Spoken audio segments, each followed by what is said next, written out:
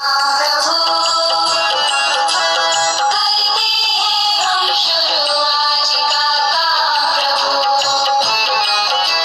सुबह सवेरे लेकर तेरा नाम प्रभु करते हैं हम शुरू आज का काम प्रभु करते हैं हम शुरू आज का काम प्रभु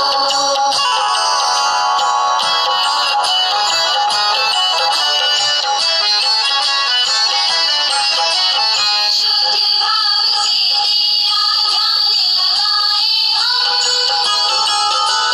विद्या का वरदान तुम्हीं से पाए हम। गुड मॉर्निंग माय यार डियर स्टूडेंट, प्यारे बच्चों। आज हम क्लास 11th में सार्थक अंक के बारे में पढ़ेंगे। पिछले वीडियो में हमने पढ़ा था सार्थक अंक किसे कहते हैं, सार्थक अंक के बारे में पढ़ा था। लेकिन इसमें आगे सार्थक अंक क्या होते हैं, ये कैसे पहचाने जाते हैं तथा इनके साथ साथ कोटिमान कैसे निकालते हैं, इसका भी हम अध्ययन करेंगे।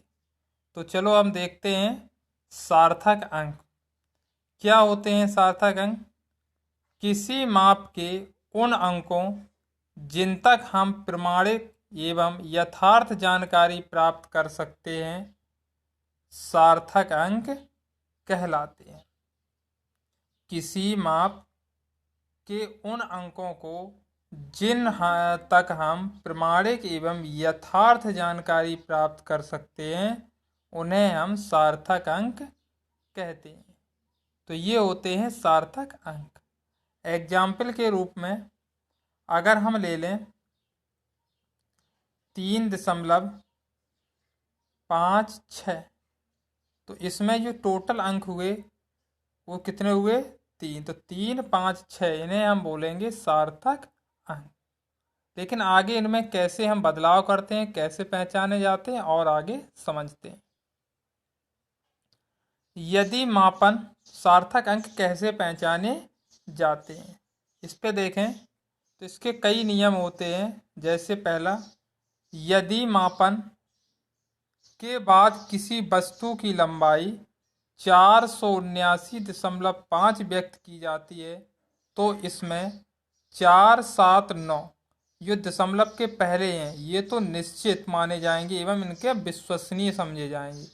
जबकि दशमलव बिंदु के बाद जो अंक 5 है इसको हम अनिश्चित मानते हैं। लेकिन टोटल इनकी जब हम काउंटिंग करते हैं तो 1, 2, 3, 4 यानी ये 4 मिलते हैं।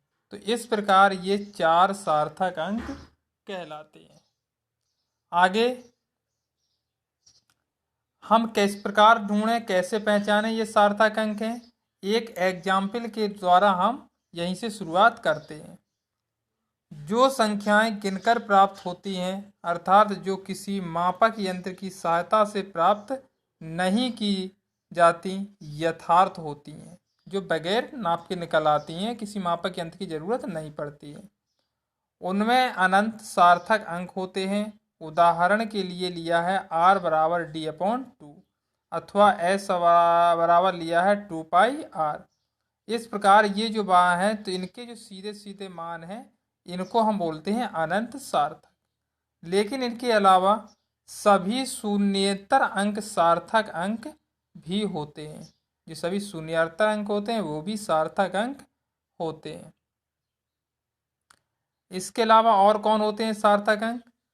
एक से बड़ी बिना दशमलव वाली संख्या के अनुगामी अंक शून्य सार्थक अंक नहीं माने जाते हैं। मान लिया अगर अपने पास 0.053 तो इसमें हम केवल जो सार्थक अंक मानेंगे वो 5 और 3 को ही मानेंगे। मतलब दशमलव के जो पहले वाले अंक हैं उनको हम सार्थक अंक नहीं मानते। तो इसमें कितने अंक हुए? 2 अंक हुए सार्थक अंक।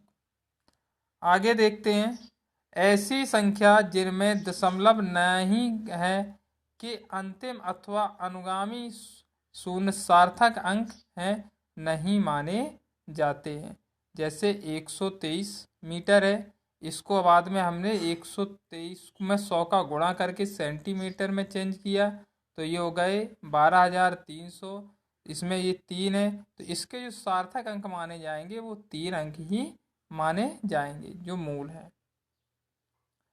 और आगे, सार्थक अंकों के निर्धारण में दशमलव कहाँ लगा है, इसका कोई महत्व नहीं होता है। दशमलव से इसमें कोई महत्व नहीं होता है। दूसरा, एक से छोटी संख्या में दशमलव के बाईं ओर लिखा शून्य कभी भी सार्थक अंक नहीं माना जाता है। दशमलव एक से जो छोटी संख्या है, मतलब वो पॉइंट में आएगी, जैसे ये दिखाई दे रहा है। दशमलव के बाईं ओर लिखा शून्य, अब दशमलव के बाईं ओर कितना लिखा है, ये शून्य लिखा है, तो ये कभी भी सार्थक अंक नहीं माना जाता। इसके अलावा यदि कोई संख्या एक से छोटी है तो वह शून्य जो दशमलव के दाएं ओर पर स्थित प्रथम शून्येतर अंक की बाईं ओर सार्थक अंक है, नहीं माने जाते। इस प्रकार जैसे ये संख्या दिखाई दे रही है आपको, ये इसमें अगर हम देखें तो 0.002308, इसमें कुल कितने सार्थक अंक बोले जाएंगे, 4, क्योंकि इसमें शुरुआत में जो दशम जीरो है इनको हम सार्थक अंक में नहीं गिनते हैं। लेकिन अगर यही संख्या ये होती इस प्रकार, तो इसमें हम इस जीरो को सार्थक अंक ले लेते, इसमें हो जाते टोटल 5 सार्थक अंक, क्योंकि ये दशमलव के बाद जीरो है, जीरो के बाद कोई अंक 6 भी है। इसी प्रकार हम ये कई नियम होते हैं। इनके बाद हम जो देखते हैं, इसमें संख्याओं के योग तथा अंतर से प्राप्त परिणाम में दशमलव के उतने ही सार्थक अंक रहने चाहिए जितनी की योग या अंतर की जाने वाली किसी राशि में दशमलव के बाद कम से कम हो।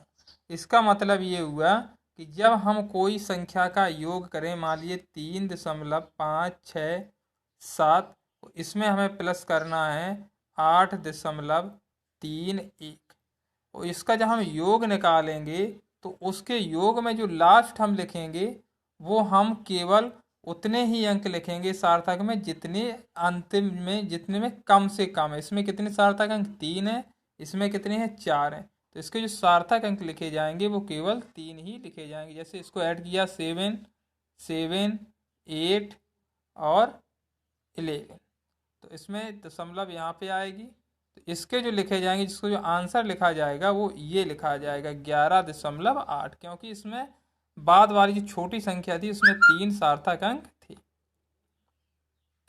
इसी प्रकार अगर हम गुणा और भाग की बात करें, यही सिस्टम गुणा और भाग में भी होता है।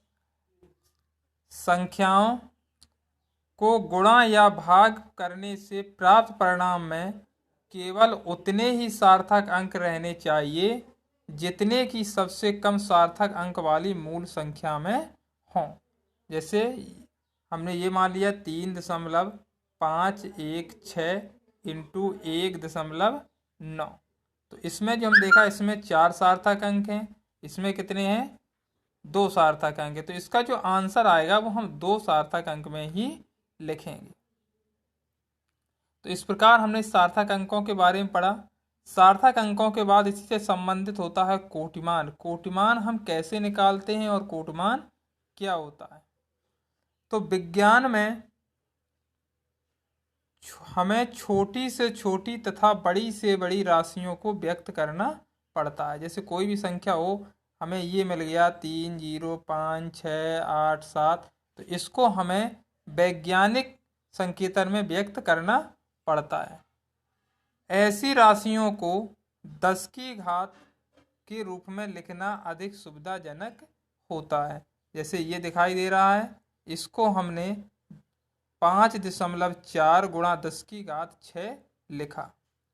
ये इसी प्रकार ये दे रहा है 0.00235, इसके पहले पॉइंट है को 2.35 गुणा 10 की घात -4 लिखा। तो इस प्रकार को हम सुविधाजनक लिख सकते हैं, लेकिन इसका कोटिमान जो इसका जो 10 की घात में ये निकलता है, इसी को हम कोटिमान कहते हैं। लेकिन थोड़ा इसमें चेंजिंग हो जाती है। कोटिमान ज्ञात करने की विधि। यदि किसी राशि के परिमाण को उसके निकटतम 10 की घात के रूप में लिखें तो 10 की घात के रूप में प्राप्त मान उस संख्या का कोटिमान होता है, जैसे ये दिखाई दे रहा था। लेकिन इसमें एक संख्या होती है, उसको थोड़ा और गौर करें। किसी संख्या का कोटिमान ज्ञात करने के लिए सबसे पहले संख्या को इस प्रकार 10 की घात में रूप में लिखते हैं कि संख्या का एक अंक दशमलव से पहले हो। केवल हम एक अंक, ये देख रहे हैं 5.4, यहाँ देख रहे हैं 2.35, केवल दशमलव के पहले एक अंक होना चाहिए, जैसे इस प्रकार ये भी दिखाई दे रहा है। इसके अलावा जो दूसरी इसमें होनी चाहिए 3.16, ये संख्या विशेष होती है कोटिमान में, इसको समझना चाहिए। यदि दशमलव वाले भाग का मान 3.16 के बराबर या छोटा है तब दी गई संख्या की में 10 की घात वही रहेगी। लेकिन यदि 3.16 से बड़ा है तब राशि के कोटिमान के लिए 10 की घात में 1 जोड़ना पड़ेगा। मान लीजिए 2.16 गुणा 10 की घात 6 आपका ये कहीं से आता है, तो इसका हमें ये देख रहा है 2.16 जो 3.16 है इससे छोटा है, तो इसका मान ये सेम रहेगा, इसका जो कोटिमान यही रहेगा। लेकिन अगर यहीं पे हो जाए 3.95 गुणा 10 की घात 7 और इसका हमें कोटिमान निकालने के लिए कह दिया जाए तो इसका जो कोटिमान होगा वो होगा 3.95 गुणा 10 की घात, और इसमें चूंकि ये 3.16 से अधिक है, ये 3.95, तो इसमें ये 7 में 1 जुड़ जाएगा, यहाँ पे हो जाएंगे 8। तो इस प्रकार हम कोटिमान को निकालते हैं। आई होप आपको समझ में आया होगा कि सार्थक अंक कैसे निकालते हैं, क्या होते हैं और कोटिमान हम कैसे निकालते हैं।